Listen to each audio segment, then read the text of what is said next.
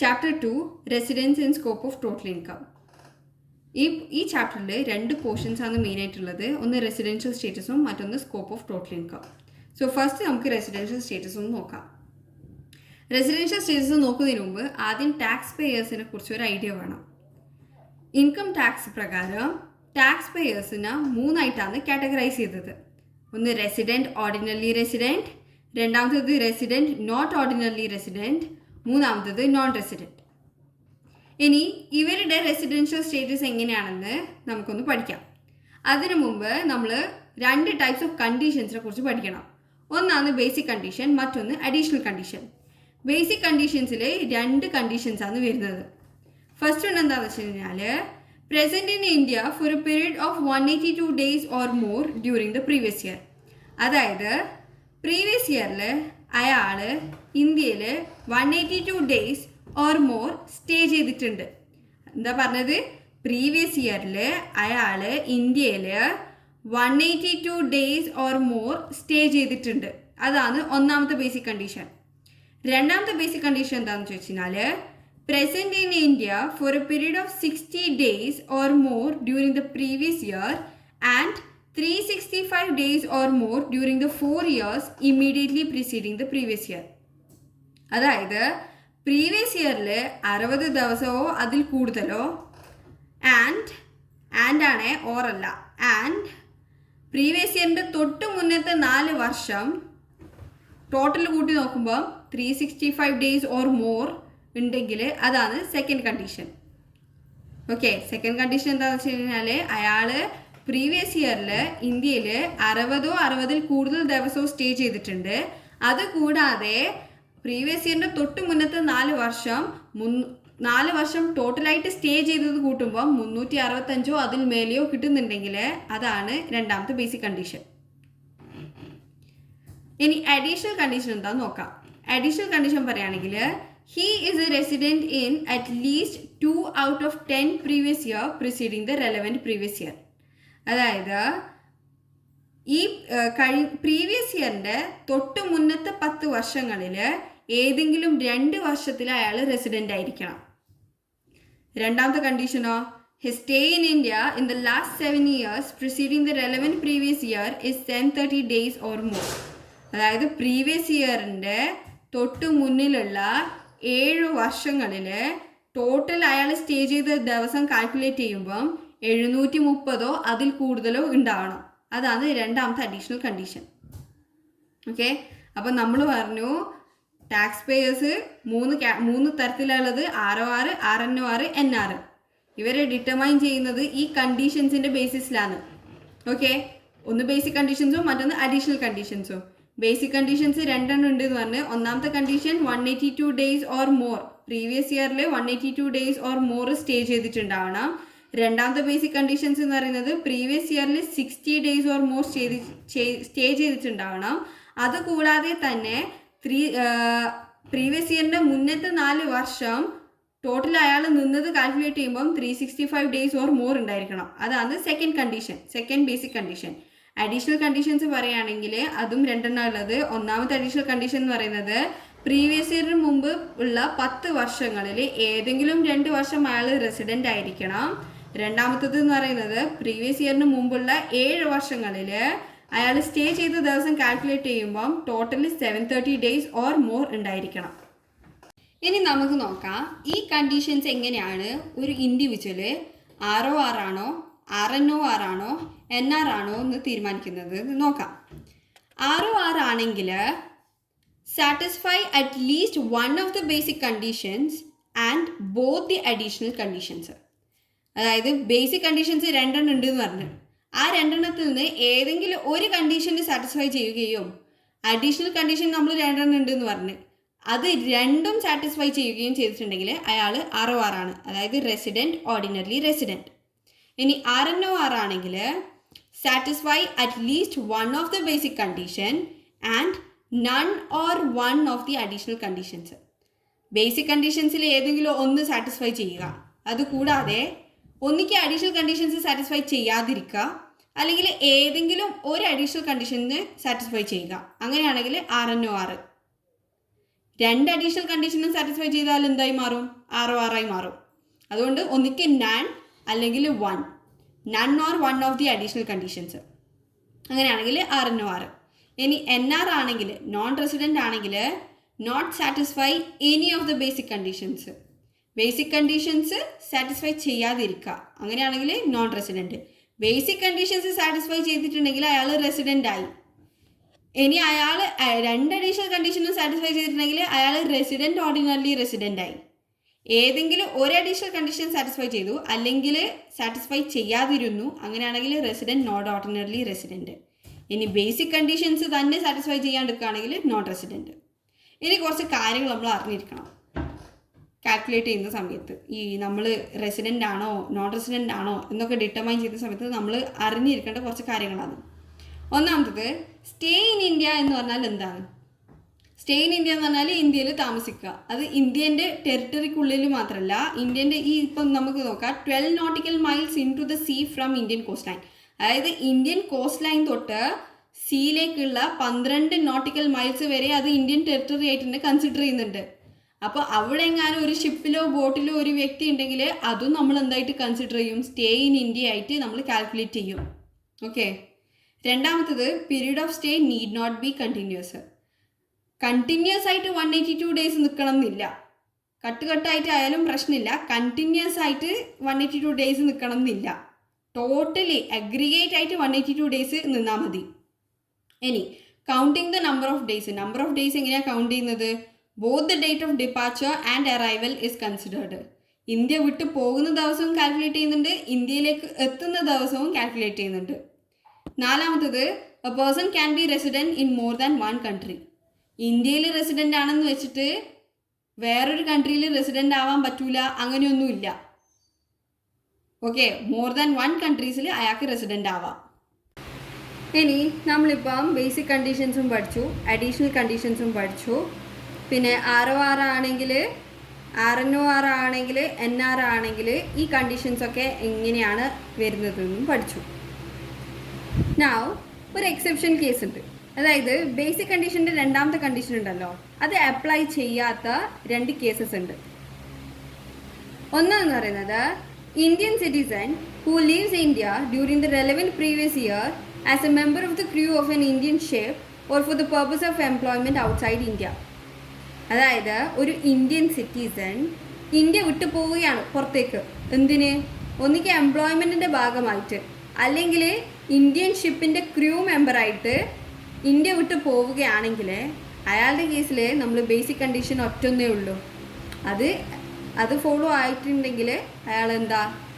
Resident ആണ്. അതല്ലെങ്കിൽ അയാൾ നോൺ റെസിഡൻ്റ് ആണ്. ഏത് കണ്ടീഷൻ മാത്രമേ ഉള്ളൂ? 182 ഡേയ്സിൻ്റെ കണ്ടീഷൻസ് മാത്രമേ ഉള്ളൂ. സെക്കൻഡ് കണ്ടീഷൻ നോക്കേണ്ട ആവശ്യമില്ല. ഓക്കെ. ഇനി രണ്ടാമത്തെ കേസ് എന്ന് പറയുന്നത്, Indian citizen or A person of Indian origin who being outside India comes on a visit to India during the relevant previous year, whose total income excluding income from foreign sources does not exceed ₹15 lakh. രണ്ടാമത്തെ case എന്താണ്? ഒരു Indian citizen അല്ലെങ്കിൽ A person of Indian origin, അയാൾ ഇന്ത്യക്ക് പുറത്താണ് താമസിച്ചിരുന്നത്. അയാൾ India visit ചെയ്യാൻ വന്നു during the relevant previous year. ആ പ്രീവിയസ് ഇയറിലുള്ള അയാളുടെ ടോട്ടൽ ഇൻകം 15 ലക്ഷം എക്സീഡ് ചെയ്യുന്നുണ്ടെങ്കിൽ ആ ടോട്ടൽ ഇൻകം കാൽക്കുലേറ്റ് ചെയ്യുന്ന സമയത്ത് നമ്മൾ എന്ത് എക്സ്ക്ലൂഡ് ചെയ്യണം? Excluding income from foreign sources. Foreign source എന്നുള്ള ഇൻകം എക്സ്ക്ലൂഡ് ചെയ്യുന്നുണ്ട്. ഓക്കെ. എന്നിട്ടും അയാളുടെ ടോട്ടൽ ഇൻകം 15 lakh എക്സീഡ് ചെയ്യുന്നുണ്ടെങ്കിൽ എന്താവും? ഈ സെക്കൻഡ് കണ്ടീഷൻ അപ്ലൈ ചെയ്യില്ല. പകരം അയാൾ റെസിഡൻ്റ് ആവുന്നുണ്ടെങ്കിൽ നമ്മൾ എന്ത് കണ്ടീഷൻസാണ് നോക്കുന്നത്? ഒന്ന് നമ്മൾ ഒന്നാമത്തെ കണ്ടീഷൻ, അതായത് 182 ഡേയ്സ് ഓർ മോർ അയാൾ ഇന്ത്യയിൽ സ്റ്റേ ചെയ്തിനോ നോക്കും. രണ്ടാമത്തെ കണ്ടീഷൻ എന്താണ്? He has been in India for at least 120 days in the previous year and a total period of 365 days or more during the 4 years immediately preceding the previous year. അതായത് previous ഇയറിൽ 120 days stay ചെയ്തിട്ടുണ്ടാവണം minimum. Okay. And ആ previous ഇയറിൻ്റെ preceding 4 years total 365 days or മോറെങ്കിലും stay ചെയ്തിട്ടുണ്ടാവണം. അങ്ങനെയാണെങ്കിൽ അയാൾ resident ആണ്. അപ്പോൾ നമ്മൾ രണ്ട് എക്സെപ്ഷണൽ കേസസാണ് പറഞ്ഞത്. അതായത് ബേസിക് കണ്ടീഷൻ രണ്ടാമത്തെ ബേസിക് കണ്ടീഷൻ അപ്ലൈ ചെയ്യാത്തത്, നോട്ട് ആപ്ലിക്കബിൾ ആയിട്ടുള്ളത്.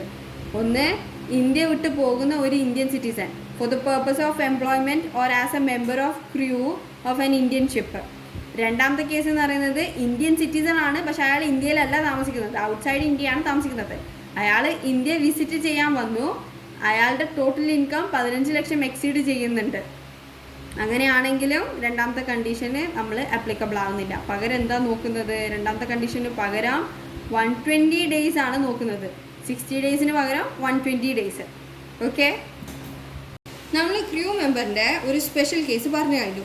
ഇനി അവരുടെ പീരീഡ് ഓഫ് സ്റ്റേ എങ്ങനെ ഡിറ്റർമൈൻ ചെയ്യാമെന്ന് പഠിക്കാം. അതിൽ 2 കാര്യങ്ങൾ എക്സ്ക്ലൂഡ് ചെയ്യാണ്ട്, 2 പീരീഡ് കാൽക്കുലേറ്റ് ചെയ്യുന്ന സമയത്ത് 2 ഡേറ്റ് നമ്മൾ എക്സ്ക്ലൂഡ് ചെയ്യണം. എന്തൊക്കെയാണെന്ന് വെച്ച് കഴിഞ്ഞാൽ, ഒന്ന്, period commencing from the date entered into the continuous discharge certificate in respect of joining the ship by the individual for the eligible voyage. അതായത് ഒരു ഇൻഡിവിജ്വൽ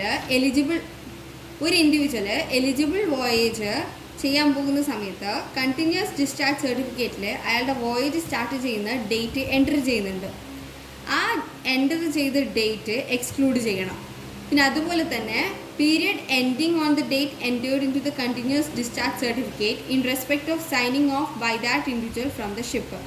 ആ ഷിപ്പിൽ നിന്ന് ആ ഇൻഡിവിജ്വൽ സൈൻ ഓഫ് ചെയ്യുന്ന ഡേറ്റോ ഈ കണ്ടിന്യൂസ് ഡിസ്ചാർജ് സർട്ടിഫിക്കറ്റിൽ എൻ്റർ ചെയ്തിട്ടുണ്ടാവും.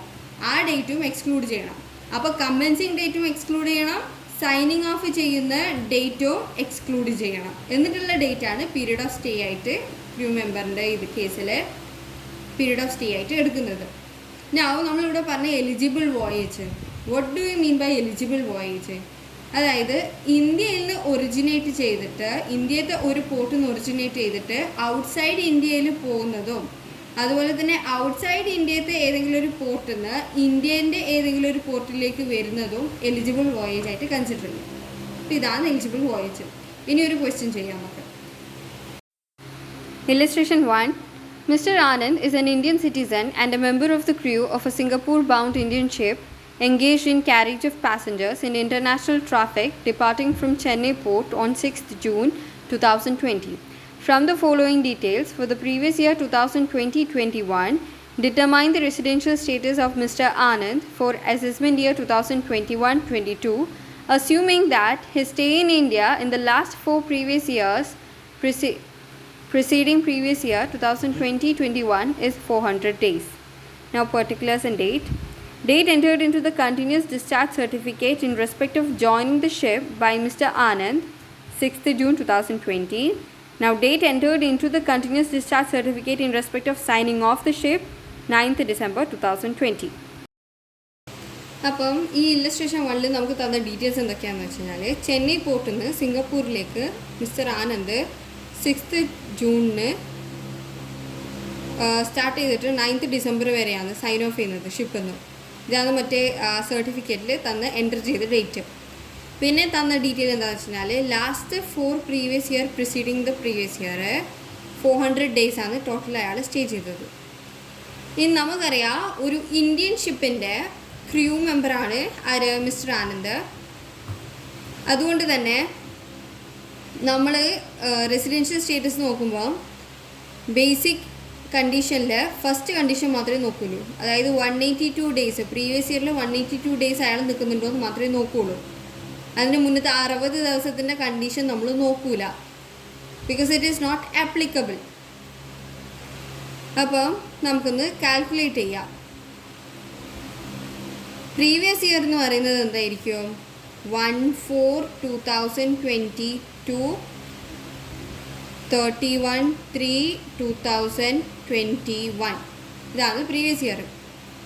ഇനി 6th ജൂണിനാണ് ഇയാൾ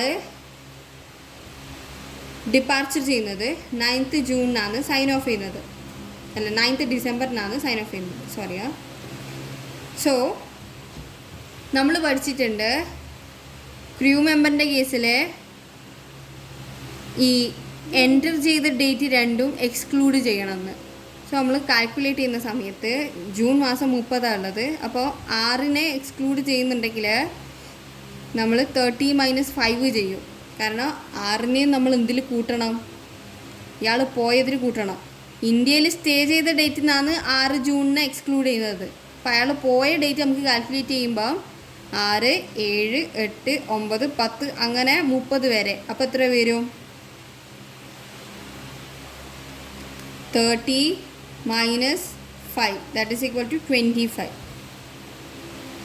സോ 25 പ്ലസ് ജൂൺ, അതിന് ജൂലൈ 31 ദിവസം, ഓഗസ്റ്റ് 31 ദിവസം, സെപ്റ്റംബർ 30, ഒക്ടോബർ 31, നവംബർ 30, ഇനി ഡിസംബറോ 9 വരും. 9 നമ്മൾ കൂട്ടുന്നുണ്ട്.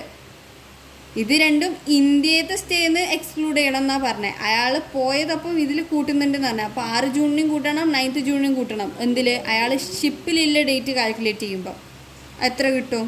Which is equal to 25 plus 31 plus 31 plus 30 plus 31 plus 30 plus 9 that is equal to 187 days ആണ് അയാൾ ഷിപ്പിലുള്ളത്.